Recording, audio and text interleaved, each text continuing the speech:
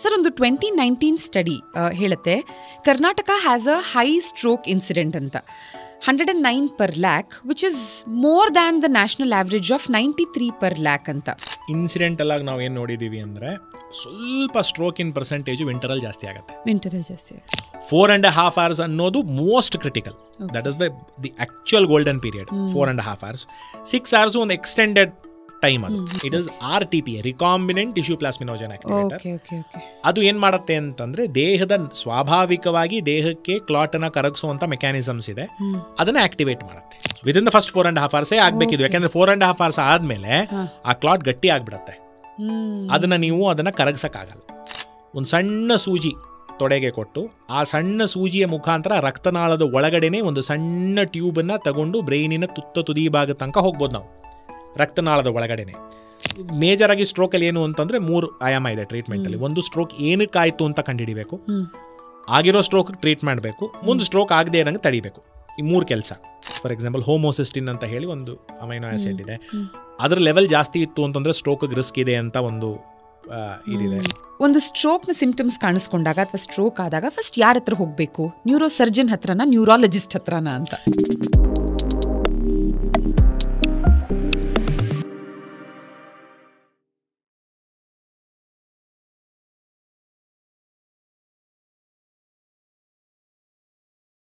ಸ್ಟ್ರೋಕ್ನ ಸಾಕಷ್ಟು ರಿಸ್ಕ್ ಫ್ಯಾಕ್ಟರ್ಸ್ನ ಬಗ್ಗೆ ಮಾತಾಡಿದ್ವಿ ಆ್ಯಂಡ್ ಸಾಕಷ್ಟು ಸ್ಟ್ಯಾಟಿಸ್ಟಿಕ್ಸ್ನ ಪ್ರೀವಿಯಸ್ ಎಪಿಸೋಡ್ಸಲ್ಲಿ ಡಿಸ್ಕಸ್ ಮಾಡಿದ್ವಿ. ಸೊ ವರ್ಲ್ಡ್ ವೈಡ್ ಎಲ್ಲೆಲ್ಲಿ ಸ್ಟ್ರೋಕ್ಗಳು ಅತಿ ಹೆಚ್ಚು ಸಂಭವಿಸ್ತಾ ಇದೆ ಅಂತ ನೋಡಿದಾಗ ಆಫ್ಕೋರ್ಸ್ ವರ್ಷದಿಂದ ವರ್ಷಕ್ಕೆ ಮಾಡುವಂಥ ಸರ್ವೆಗಳಲ್ಲಿ results can vary. But recent ಸರ್ವೆಯ ಪ್ರಕಾರ ನಾರ್ತ್ ಮೆಕಡೋನಿಯಾದಲ್ಲಿ it is 215 per 1 lakh. So ಇದು it is apparently one of the highest, followed by China, Latvia and Romania. Sir, ಒಂದು 2019 ಸ್ಟಡಿ ಹೇಳುತ್ತೆ Karnataka has a high stroke incident ಅಂತ 109 per lakh, which is more than the national average of 93 per lakh ಅಂತ. Also ಈ cold ಪ್ಲೇಸಸ್ಸಲ್ಲಿ ಸ್ವಲ್ಪ ಹೆಚ್ಚು stroke ಕಂಡು ಬರುತ್ತೆ ಅಂತ ಕೂಡ ಕೆಲವೊಂದು ಸ್ಟಡೀಸ್ ಹೇಳುತ್ತೆ. Does cold weathers have a role to play ಸ್ಟ್ರೋಕ್ನಲ್ಲಿ? ಇನ್ಸಿಡೆಂಟಲ್ ಆಗಿ ನಾವು ಏನು ನೋಡಿದ್ದೀವಿ ಅಂದರೆ ಸ್ವಲ್ಪ ಸ್ಟ್ರೋಕ್ ಇನ್ ಪರ್ಸೆಂಟೇಜು ವಿಂಟರಲ್ಲಿ ಜಾಸ್ತಿ ಆಗುತ್ತೆ. ನಮ್ಮ ಕಡೆ ನವೆಂಬರ್, ಡಿಸೆಂಬರ್, ಜಾನ್ ಈ ಹೊತ್ತಲ್ಲಿ ಸ್ಟ್ರೋಕಿನ ಪ್ರಮಾಣ ಒಂದು ಸ್ವಲ್ಪ ಜಾಸ್ತಿ ಆಗುತ್ತೆ. ನಾನು ಇನ್ನೊಂದು ಏನು ಗಮನಿಸಿದ್ದೀನಿ ಅಂದರೆ ಒಂದು 3-4 ಕೇಸಸ್ ಈ ಥರ ನೋಡಿದ್ದೀನಿ. ಇಲ್ಲಿಂದ ತೀರ್ಥಯಾತ್ರೆಗೆ ಅಂತ ಹೋಗ್ತಾರೆ, ಕೋಲ್ಡ್ ಪ್ಲೇಸಸ್ಗೆ ಹೋದಾಗ ಅಲ್ಲಿ ಸ್ಟ್ರೋಕ್ ಆಗಿ. ಕೋಲ್ಡ್ ವೆದರ್ ಒಂದು ಇನ್ಫ್ಲೂಯೆನ್ಸ್ ಇದೆ ಅಂದ್ರೆ ಬೇರೆ ಎಲ್ಲ ಹೆಲ್ತಿ ಇದ್ದಾರೆ, ಕೋಲ್ಡ್ ವೆದರ್ ಇಂದಾನೇ ಆಯ್ತು ಅನ್ನೋದು ತಪ್ಪು. ಬೇರೆ ಯಾವ್ದಾದ್ರು ರಿಸ್ಕ್ ಖಂಡಿತವಾಗ್ಲೂ ಇದ್ದೇ ಇರುತ್ತೆ.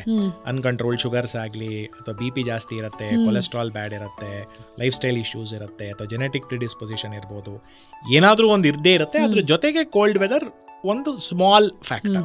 ಆಯ್ತಾ? ಚಳಿಗಾಲದಲ್ಲಿ ಸ್ಟ್ರೋಕಿನ ಪ್ರಮಾಣ ಜಾಸ್ತಿ. ಹೌದು. ಸೊ ಇವಾಗ ಹಾರ್ಟ್ ರಿಲೇಟೆಡ್ ಏನೇ ಇಶ್ಯೂ ಆದರೂ ನೀವೇ ಹೇಳ್ದಂಗೆ ಒಂದು ಪ್ರಿಸ್ಕ್ರಿಪ್ಷನ್ ಸಹ ಇಲ್ಲದೆ ನಾವೊಂದು ಹಾಸ್ಪಿಟ್ಲಿಗೆ ಹೋಗಿ ಕ್ವಿಕ್ ಆಗಿ ECG ಮಾಡಿಸಬಹುದು. ಆ್ಯಂಡ್ ಅದರಲ್ಲಿ ಓಕೆ ನಾರ್ಮಲ್ ಇದೆಯಾ, ವೇರಿಯೇಷನ್ ಇದೆಯಾ ಅನ್ನೋದ್ರ ಮೇಲೆ ಯೂಶಲಿ ನಾವು ಫರ್ದರ್ ಸ್ಟೆಪ್ಸ್ಗಳನ್ನು ತಗೊಳ್ತೀವಿ.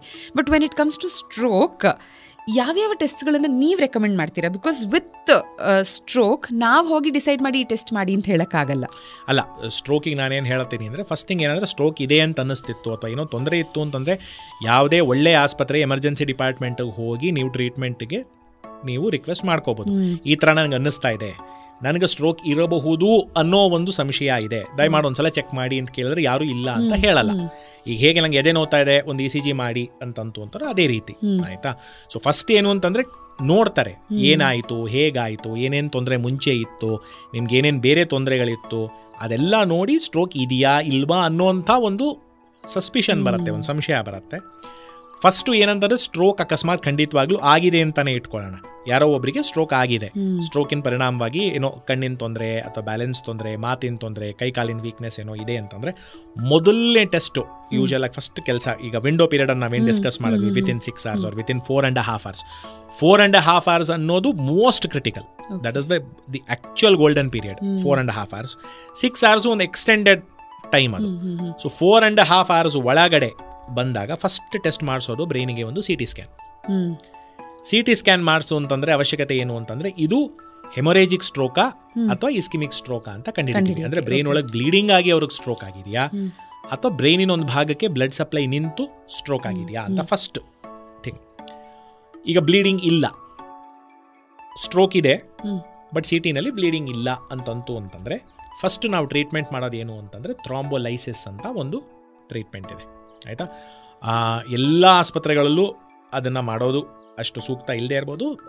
ಸ್ಟ್ರೋಕ್ ರೆಡಿ ಹಾಸ್ಪಿಟಲ್ಸ್ ಅಂತ ಇರುತ್ತೆ.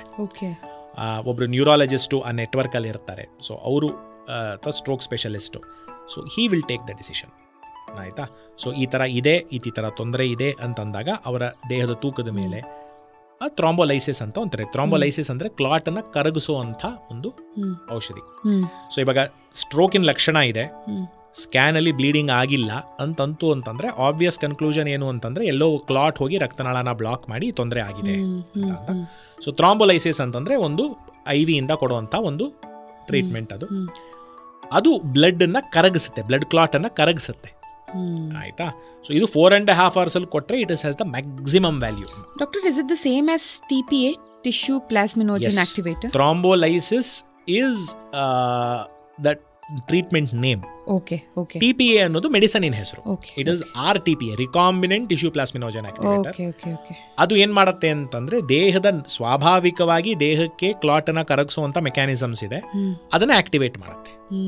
ಸೊ ಎಲ್ಲಿ ಹೋಗಿ ಕ್ಲಾಟ್ ಲಾಡ್ಜ್ ಆಗಿದೆಯೋ ಆ ಜಾಗದಲ್ಲಿ ಹೋಗಿ ಆ ಕ್ಲಾಟ್ ಅನ್ನ ಬ್ರೇಕ್ ಡೌನ್ ಮಾಡಿ ಅದನ್ನ ಕರಗಿಸೋದಕ್ಕೆ ಒಂದು ಪ್ರಯತ್ನ. ಅದು ಸಾಕಷ್ಟು ಟೈಮ್ ಏನಾಗುತ್ತೆ ಅಂತಂದ್ರೆ ಅದ್ರ ಎಫೆಕ್ಟ್ ಆಗುತ್ತೆ, ಬ್ಲಾಕ್ ಆಗಿರೋ ಕಡೆ ಕ್ಲಿಯರ್ ಆಗುತ್ತೆ, ರಕ್ತ ವಾಪಸ್ ಸರಿಯಾಗಿ ಶುರು ಮಾಡುತ್ತೆ, stroke can get better and stroke can be reversed, especially within the first 4 ಇಲ್ಲ within the first 4.5 hours ಆಗಬೇಕಿದು. ಯಾಕಂದ್ರೆ 4.5 hours ಆದ್ಮೇಲೆ ಆ ಕ್ಲಾಟ್ ಗಟ್ಟಿ ಆಗ್ಬಿಡುತ್ತೆ, ಅದನ್ನ ನೀವು ಅದನ್ನ ಕರಗಿಸಕ್ಕಾಗಲ್ಲ, ಆಯ್ತಾ. ಸೊ CT ಸ್ಕ್ಯಾನ್ ಆಗಿದೆ, CT ಸ್ಕ್ಯಾನ್ ಅಲ್ಲಿ ಬ್ಲೀಡ್ ಇಲ್ಲ, CT ಸ್ಕ್ಯಾನ್ ಅಲ್ಲಿ ರಕ್ತನಾಳ ಬ್ಲಾಕ್ ಆಗಿ ಸ್ಟ್ರೋಕ್ ಆಗಿದೆ ಅನ್ನೋ ಒಂದು ಸಂಶಯ ಇದೆ. ಫಸ್ಟ್ ಏನ್ ಮಾಡ್ತಾರೆ ಅಂತಂದ್ರೆ ಥ್ರಾಂಬೋಲೈಸಿಸ್ ಅಂದ್ರೆ ಅದು ಡಿಸೈಡ್ ಮಾಡ್ತಾರೆ. ಆ ಥ್ರಾಂಬೋಲೈಸಿಸ್ ಕೊಡ್ತಾನೆ, ಅದು IV ಹೋಗ್ತಾ ಡ್ರಿಪ್ ತರ ಹೋಗುತ್ತೆ, ಕೊಡ್ತಾನೆ. Next step is N MRI. ಅರ್ಥ ಆಯ್ತಾ? MRI ಅಂತಂದ್ರೆ ಈಗ ನಾರ್ಮಲ್ ಆಗಿ ನಾವು ಬ್ರೈನ್ಗೆ ಅಥವಾ ಸ್ಪೈನ್ಗೆ ಮಾಡೋ MRI 20 ನಿಮಿಷ 30 ನಿಮಿಷ ಎಲ್ಲ ಆಗುತ್ತೆ. ಇದು ಆ ಥರ ಅಲ್ಲ, it's rapid sequence MRI, 3 minutes to 5 minutes ಅಲ್ಲಿ ಮುಗಿದು ಹೋಗುತ್ತೆ. ಸೊ ಅದರಲ್ಲಿ ಒಂದು 2-3 ಸ್ಪೆಸಿಫಿಕ್ ಸೀಕ್ವೆನ್ಸ್ ಇದೆ, ಅದನ್ನ ಮಾಡಿ ನೋಡ್ತೀವಿ, ಆಯ್ತಾ.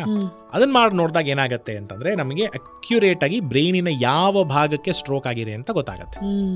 ಫಸ್ಟ್ ಥಿಂಗ್, ಎಷ್ಟು ಭಾಗ ಸ್ಟ್ರೋಕ್ಗೆ ಅಫೆಕ್ಟ್ ಆಗಿದೆ, ಯಾವ ಭಾಗಕ್ಕೆ ಸ್ಟ್ರೋಕ್ ಆಗಿದೆ, ಈ 2 ವಿಷಯ ಗೊತ್ತಾಗುತ್ತೆ.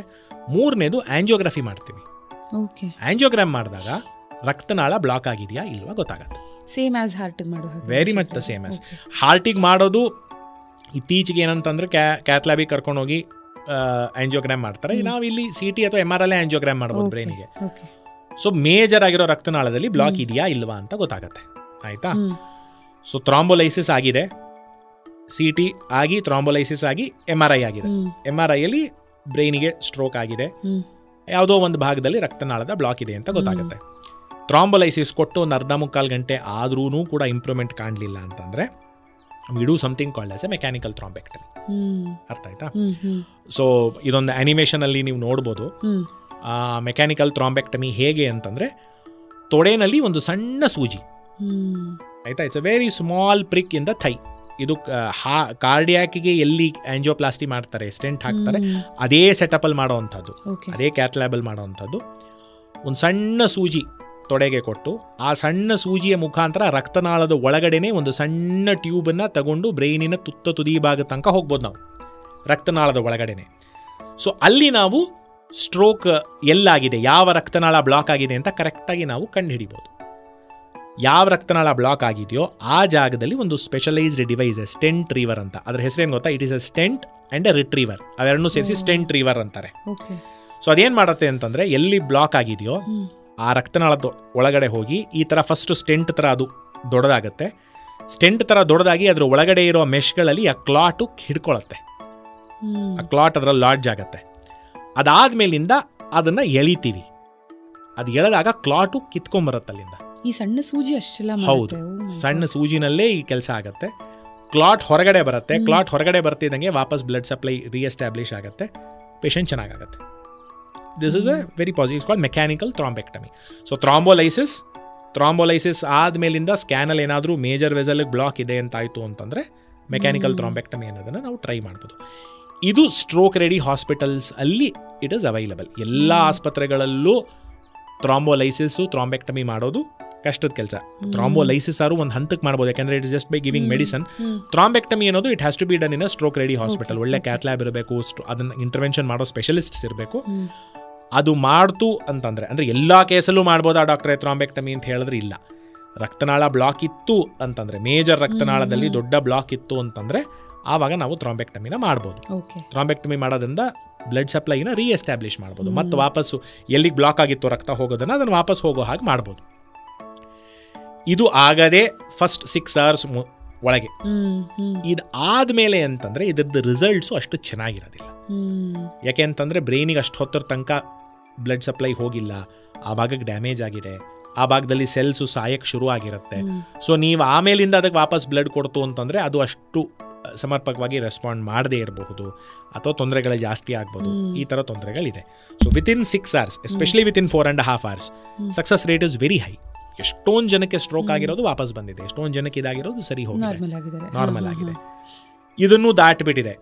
ಇವಾಗ ಕರ್ಕೊಂಬರ್ಬೇಕಾದ್ರೆ 12 ಗಂಟೆ ಕಾಲ 24 ಗಂಟೆ ಕಾಲ ಆಗಿದೆ. ಎಲ್ಲೋ ಪಾಪ ದೂರದಿಂದ ಬಂದಿರ್ತಾರೆ, ಅಥವಾ ಬೇರೆ ಎಲ್ಲೋ ಒಂದು ಕಡೆ ಹೋಗಿರ್ತಾರೆ, ಅಲ್ಲಷ್ಟು ಅವ್ರಿಗೆ ಸಮರ್ಪಕವಾಗಿ ಟ್ರೀಟ್ಮೆಂಟ್ ಆಗಿರಲ್ಲ, ಅಥವಾ ಸ್ಟ್ರೋಕು ಅಂತಾನೆ ಕಂಡು ಹಿಡಿದಿರಲ್ಲ, ಅನ್ಕಾನ್ಷಿಯಸ್ ಆಗಿರ್ತಾರೆ, ಬೇರೆ ಏನೋ ಕಾರಣಕ್ಕೆ ಅನ್ಕಾನ್ಷಿಯಸ್ ಆಗಿರ್ತಾರೆ, ಅಥವಾ ಸ್ಕ್ಯಾನಿಂಗ್ ಫೆಸಿಲಿಟಿ ಇರಲ್ಲ, ಏನೋ ತೊಂದರೆ ಆಗಿರುತ್ತೆ, ಬರೋದು ಲೇಟ್ ಆಯಿತು ನಂಗಿತ್ತು ಅಂತಂದರೆ ಆಫ್ಟರ್ ಒಂದು 6 to 8 hours thrombectomy, unless it is A very special case, thrombectomy ಅಥವಾ ಥ್ರಾಂಬೋಲೈಸಿಸ್ನ ಅಟೆಂಪ್ಟ್ ಮಾಡೋದು ಕಷ್ಟ. ತುಂಬ ರೇರ್ ಕೇಸಸಲ್ಲಿ, ತುಂಬ ಸ್ಪೆಷಲ್ ಕೇಸಸಲ್ಲಿ ಥ್ರಾಂಬೆಕ್ಟಮಿ ಬೇಕಾದರೆ ಒಂದು ಸ್ವಲ್ಪ ಎಕ್ಸ್ಟೆಂಡೆಡ್ ಪೀರಿಯಡ್ ಅಂತ ಕರಿತೀವಿ, ಒಂದು 12 hours 18 hours ತನಕನೂ ಮಾಡಿದ್ದ ಉದಾಹರಣೆಗಳಿದೆ. ಬಟ್ ಎಲ್ಲ ಕೇಸಸಲ್ಲೂ 18 ಗಂಟೆ ಕಾಲ ಕರ್ಕೊಂಬಂದಿದ್ದೀವಿ ಡಾಕ್ಟ್ರೇ ಮಾಡಿ ಅಂತ ಹೇಳೋಕ್ಕಾಗೋದಿಲ್ಲ. ಆ ಟೈಮಲ್ಲಿ ಸಪೋರ್ಟಿವ್ ಮೆಡಿಕೇಷನ್ಸಿಂದ ಅವಾಗ ಏನಿದ್ರು ಡ್ಯಾಮೇಜ್ ಲಿಮಿಟೇಷನ್, ಟ್ರೀಟ್ ಮಾಡೋಕ್ಕಾಗಲ್ಲ, ಆಗಿರೋ ಡ್ಯಾಮೇಜನ್ನು ಸರಿ ಮಾಡ್ಬೋದು, ಆಗಿರೋ ಡ್ಯಾಮೇಜನ್ನು ಲಿಮಿಟ್ ಮಾಡ್ಬೋದು ಅಷ್ಟೇ, ಮ್ಯಾನೇಜ್ ಮಾಡಬೇಕಾಗತ್ತೆ. ಸೊ ಬ್ಲಡ್ ಥಿನ್ನರ್ಸ್ ಕೊಡ್ತೀವಿ. ಇನ್ನು ಮೇಜರಾಗಿ ಸ್ಟ್ರೋಕಲ್ಲಿ ಏನು ಅಂತಂದರೆ 3 ಆಯಾಮ ಇದೆ ಟ್ರೀಟ್ಮೆಂಟಲ್ಲಿ. ಒಂದು, ಸ್ಟ್ರೋಕ್ ಏನಕ್ಕಾಯಿತು ಅಂತ ಕಂಡುಹಿಡಿಬೇಕು, ಆಗಿರೋ ಸ್ಟ್ರೋಕ್ ಟ್ರೀಟ್ ಮಾಡಬೇಕು, ಮುಂದೆ ಸ್ಟ್ರೋಕ್ ಆಗದೆ ಇರೋಂಗೆ ತಡಿಬೇಕು. ಈ 3 ಕೆಲಸ. ಏನಕ್ಕಾಯಿತು ಅಂತ ಕಂಡುಹಿಡಿಯೋದ್ರಲ್ಲಿ ಸಾಕಷ್ಟು ಬ್ಲಡ್ ವರ್ಕಪ್ ಇರುತ್ತೆ, ಶುಗರ್ ಸ್ಟೇಟಸ್ಸು, BP ನೋಡೋದು, ಹಾರ್ಟಲ್ಲಿ ಏನಾದ್ರು ತೊಂದರೆ ಇದೆಯಾ ಅಂತ ನೋಡೋದು, ಬೇರೆ ಬೇರೆ ಬ್ಲಡ್ ಕ್ಲಾಟಿಂಗಲ್ಲಿ ಏನಾದ್ರು ಪ್ರಾಬ್ಲಮ್ ಇದೆಯಾ, ರಕ್ತದಲ್ಲಿ ಪ್ರಾಬ್ಲಮ್ ಇದೆಯಾ, ಜೆನೆಟಿಕ್ ಇಶ್ಯೂಸ್ ಇದೆಯಾ, ಅಥವಾ ಬೇರೆ ಯಾವ್ದಾದ್ರು ಫಾರ್ ಎಕ್ಸಾಂಪಲ್ ಹೋಮೋಸಿಸ್ಟಿನ್ ಅಂತ ಹೇಳಿ ಒಂದು ಅಮೈನೋ ಆ್ಯಸಿಡ್ ಇದೆ, ಅದ್ರ ಲೆವೆಲ್ ಜಾಸ್ತಿ ಇತ್ತು ಅಂತಂದರೆ ಸ್ಟ್ರೋಕ್ಗೆ ರಿಸ್ಕ್ ಇದೆ ಅಂತ ಒಂದು ಇದಿದೆ. ಸೊ ಹೋಮೋಸಿಸ್ಟಿನ್ ಲೆವೆಲ್ಸ್ ನೋಡ್ತೀವಿ, ಸಾಕಷ್ಟು ಟೆಸ್ಟ್ಗಳಿದೆ. ಅದನ್ನೆಲ್ಲ ನೋಡಿ ಏನಕ್ಕಾಯಿತು ಸ್ಟ್ರೋಕು ಅಂತ ಕಂಡು ಹಿಡಿದು ಅದಕ್ಕೆ ಸಮರ್ಪಕವಾಗಿ ಟ್ರೀಟ್ಮೆಂಟ್ ಕೊಡೋದು ಒಂದು ಭಾಗ. ಆಗಿರೋ ಸ್ಟ್ರೋಕ್ ಟ್ರೀಟ್ಮೆಂಟು ಕರೆಕ್ಟಾಗಿ ಟೈಮಿಗೆ ಬಂದರೆ ಥ್ರಾಂಬೋಲೈಸಿಸ್ ಮಾಡ್ಬೋದು, ಅದಾದಮೇಲೆ ಥ್ರಾಂಬೆಕ್ಟಮಿ ಟ್ರೈ ಮಾಡ್ಬೋದು. ಸೊ ಆಗಿರೋ ಸ್ಟ್ರೋಕಿಗೆ ಈ ಟೈಮಿಗೆ ಬರೋಕ್ಕಾಗಲಿಲ್ಲ ಅನ್ನಂಗಿತ್ತು ಅಂತಂದರೆ ಅದು ಆದಮೇಲಿಂದ ಡ್ಯಾಮೇಜ್ ಲಿಮಿಟೇಷನ್ಗೆ ಟ್ರೈ ಮಾಡ್ಬೋದು. ಮುಂದಾಗದೆ ಒಂದು ತಡೆಯೋದಕ್ಕೆ ಮೋಸ್ಟ್ ಕಾಮನ್ ಆಗಿ ನಾವು ಮಾಡೋದು ಬ್ಲಡ್ ಥಿನ್ನರ್ಸ್. ಓಕೆ, ಈಗ ಹಾರ್ಟ್ ಅಟ್ಯಾಕ್ ಆದವ್ರಿಗೆ ಹೇಗೆ ಬ್ಲಡ್ ಥಿನ್ನರ್ಸ್ ಕೊಡ್ತಾರೆ, ಹಾರ್ಟ್ ಇನ್ ಸರ್ಜರಿ ಆದರೆ ಬ್ಲಡ್ ಥಿನ್ನರ್ಸ್ ಕೊಡ್ತಾರೆ, ಅಥವಾ ಕೈಯಲ್ಲಿ ಕಾಲಲ್ಲಿ ರಕ್ತನಾಳ ಬ್ಲಾಕ್ ಆದರೆ ಹೇಗೆ ಬ್ಲಡ್ ಥಿನ್ನರ್ಸ್ ಕೊಡ್ತಾರೆ, ಅದೇ ರೀತಿ ಸ್ಟ್ರೋಕ್ ಆಗಿರೋರ್ಗೂ ಬ್ಲಡ್ ಥಿನ್ನರ್ಸ್ ಕೊಡುವಂಥದ್ದು ಕಾಮನ್. ಡಾಕ್ಟರ್, ಇವಾಗ ಈ ಕಾಮನ್ ಮ್ಯಾನ್ಗೆ ಒಂದು ಡೌಟ್ ಇರಬಹುದು. ಒಂದು ಸ್ಟ್ರೋಕ್ನ ಸಿಂಪ್ಟಮ್ಸ್ ಕಾಣಿಸ್ಕೊಂಡಾಗ ಅಥವಾ ಸ್ಟ್ರೋಕ್ ಆದಾಗ ಫಸ್ಟ್ ಯಾರ ಹತ್ರ ಹೋಗಬೇಕು? ನ್ಯೂರೋ ಸರ್ಜನ್ ಹತ್ರನಾ, ನ್ಯೂರಾಲಜಿಸ್ಟ್ ಹತ್ರನಾ ಅಂತ? ಇಬ್ಬರ ಹತ್ರ ಯಾರ ಹತ್ರ ಬೇಕಾದ್ರೂ ಹೋಗ್ಬೋದು. ಓಕೆ, ನಾನು ಹೇಳೋದೇನಂದ್ರೆ ಡಾಕ್ಟರ್ ಹತ್ರ ಹೋಗಿ. ಡಾಕ್ಟರ್ ಇದು ಹೆಂಗೆ ಗೊತ್ತಾ, ಕರೆಕ್ಟ್, ವಿಷಯನ ಪೋಸ್ಟ್ಪೋನ್ ಮಾಡೋದಕ್ಕೆ 1000 ಎಕ್ಸ್ಕ್ಯೂಸಸ್. ನಿಜ. ಯಾರ ಹತ್ರನೂ ಸರಿ, ಈವನ್ ಒಬ್ರು ಫಿಸಿಷಿಯನ್ ಹತ್ರನಾರು ಸರಿ, ಅಥವಾ ಯಾವುದೋ ಒಬ್ಬ ಡಾಕ್ಟರ್ ಹತ್ರ ಹೋಗಿ. ನಾನು ಹೇಳೋದು ಫಸ್ಟ್ ಟ್ರೀಟ್ಮೆಂಟ್ ತಗೊಳ್ಳಿ. ಮನಸ್ಥಿತಿ ಟ್ರೀಟ್ಮೆಂಟ್ ತಗೊಳ್ಳೋದಿರಬೇಕು, ಕೂತ್ಕೊಂಡು ಯಾರ ಹತ್ರ ಹೋಗ್ಲಿ ಅಂತ ಯೋಚನೆ ಮಾಡೋದಲ್ಲ. ಡಾಕ್ಟರ್ ಹತ್ರ ಹೋಗಿ. ಈಗ ನಿಮಗೆ ನ್ಯೂರಾಲಜಿಸ್ಟ್ ಆಗಲಿ ನ್ಯೂರೋ ಸರ್ಜನ್ ಆಗಲಿ ನಿಮ್ಮ ಪಕ್ಕ ಇಲ್ಲ, ಯಾರೋ ಒಬ್ರು ಫಿಸಿಷಿಯನ್ ಇದ್ದಾರೆ ಅಥವಾ ಬೇರೆ ಯಾವುದೋ ಒಂದು ಸ್ಪೆಷಾಲಿಟಿ ಡಾಕ್ಟರ್ ಇದ್ದಾರೆ ಅಂದರೆ ಹೋಗಿ ಸಲಹೆ ತಗೊಳ್ಳಿ. ಅವ್ರಿಗೆ ಗೊತ್ತಿರೋ ಯಾವುದೋ ಡಾಕ್ಟರ್ ಹತ್ರ ಕಳಿಸ್ಬೋದು. ನಿಮಗೆ ನೆಟ್ವರ್ಕ್ ಅಂತೂ ಇದ್ದೇ ಇರುತ್ತೆ. ಬೇಸಿಕ್ ಆಗಿ ಒಂದು ಸ್ಟ್ರೋಕ್ ಆಗಿದೆ ಅಂತ ಹೇಳಿ ಡಾಕ್ಟರ್ಗಳಿಗೆ ಗೊತ್ತಾಗೋದು ಸುಲಭ. ಅರ್ಥ ಆಯ್ತಾ? It's A trained I. ಎಲ್ಲರಿಗೂ ಬೇಸಿಕ್ ಟ್ರೈನಿಂಗ್ ಸೇಮ್ ಇರುತ್ತೆ. ಬಟ್ ಜನರಲಿ ಯಾವುದೇ ಒಂದು ಇಶ್ಯೂಗೆ ಜನ ಅನ್ಕೋಬಹುದು ನ್ಯೂರೋ ಸರ್ಜನ್ ಅಂದರೆ ಸರ್ಜರಿ ಮಾತ್ರ ಮಾಡ್ತಾರೆ, ನ್ಯೂರಾಲಜಿಸ್ಟ್ ಅಂದರೆ ಫಸ್ಟ್ ಇವ್ರ ಹತ್ರ ಹೋಗಿ ಆಮೇಲೆ ಇಸ್ ಇಟ್ ಲೈಕ್? ಎರಡು ಏನು ಅಂತಂದರೆ ಎರಡು highly overlapping fields. Over all ನಾವು ಏನು ಹೇಳ್ತೀವಿ ಅಂದರೆ ನ್ಯೂರೋ ಸೈನ್ಸಸ್ ಅಂತಾನೆ ಕರಿತೀವಿ. ಸೊ ಅವರು ಮತ್ತೆ ನಾವು ಇಬ್ರು ತುಂಬಾ coordination and close knit unit. ಅದು ಸಾಕಷ್ಟು ಸಲ ಅವ್ರು ನೋಡಿರ್ತಾರೆ, ಅವ್ರಿಗೆ ಇದು ಸರ್ಜರಿಕಲ್ ಇಂಟರ್ವೆನ್ಷನ್ ಬೇಕಾಗತ್ತೆ ಅಂತ ಹೇಳಿ ನಮ್ಮ ಕಡೆ ಕಳಿಸೋದು ಉಂಟು. ನಾವು ಸಾಕಷ್ಟು ಕಡೆ ನೋಡಿ ಇದಕ್ಕೆ ನಮ್ಮ ಕಡೆಯಿಂದ ಜಾಸ್ತಿ ನ್ಯೂರಾಲಜಿಸ್ಟ್ ಕಡೆಯಿಂದ ಟ್ರೀಟ್ಮೆಂಟ್ ಕೊಟ್ಟರೆ ಚೆನ್ನಾಗಿರುತ್ತೆ ಅಂತ ಅವ್ರ ಕಡೆ ಕಳಿಸೋದು ಉಂಟು. There is a lot of interplay. ನಾನೇನು ಹೇಳ್ತೀನಿ, ಇವ್ರ ಹತ್ರ ಹೋಗಿ ಅವ್ರ ಕಡೆಯಿಂದ ಸಿಗೋ ಟ್ರೀಟ್ಮೆಂಟಿಂದ ನಿಮಗೆ ಯಾವುದೇ ರೀತಿಯಾಗಿರುತ್ತಾ ವಂಚನೆ ಆಗೋದಿಲ್ಲ. ಯಾಕೆ ಅಂತಂದರೆ ಆಬ್ವಿಯಸ್ ಆಗಿ ಒಬ್ಬ ನ್ಯೂರಾಲಜಿಸ್ಟ್ಗೆ ನ್ಯೂರೋ ಸರ್ಜನಿನ ರೆಫರೆನ್ಸ್ ಇದ್ದೇ ಇರುತ್ತೆ. ಅವರ ಒಂದು ಎಕ್ಸ್ಪೀರಿಯನ್ಸ್ ಅಲ್ಲಿ ಇದಕ್ಕೆ ನ್ಯೂರೋಸರ್ಜಿಕಲ್ ಎಕ್ಸ್ಪರ್ಟೀಸ್ ಬೇಕು ಅಂತ ಅನ್ಸಿದ್ರೆ ಖಂಡಿತವಾಗ್ಲೂ ರೆಫರ್ ಮಾಡಿಕೊಟ್ಟೆ ಕೊಡ್ತಾರೆ. ಆಮೇಲೆ ಏನಾಗತ್ತೆ ನೋಡೋಣ. ಕರೆಕ್ಟ್. ಸೊ ನೀವು ಹೇಳಿದ ಹಾಗೆ ನಾವು ಹಾಸ್ಪಿಟಲ್ಸ್ ಎಲ್ಲ ನೋಡಿದಾಗ ಡಿಪಾರ್ಟ್ಮೆಂಟ್ ಆಫ್ ನ್ಯೂರೋ ಸೈನ್ಸಸ್ ಅಂತಲೇ ಇರುತ್ತೆ. It's always neurosciences, it's the same thing. Correct. Thank you so much.